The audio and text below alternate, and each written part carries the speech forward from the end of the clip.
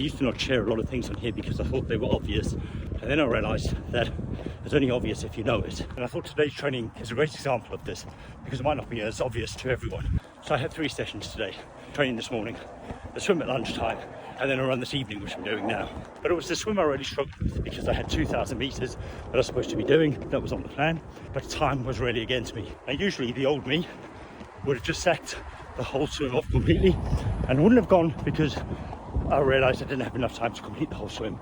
But I went along anyway and got as much of it as I could do as possible, which turned out to be 800 metres. You see, one session doesn't make or break a training block.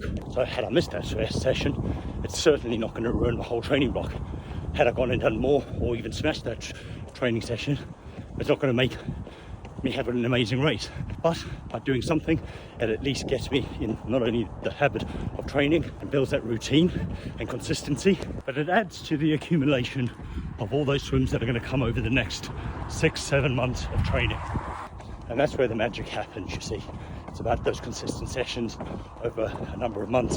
So don't make the mistakes I did in the beginning, where I used to think every session had to be met 100%. Obviously, you want to try and get as many of those 100% as possible. But at the same time, like me, I used to not even bother going because I used to think, well, if I can't do it, I just won't do anything. It changed over the years, and something is better than nothing. And like I say, obviously, that seems obvious, but it's only obvious if you know it.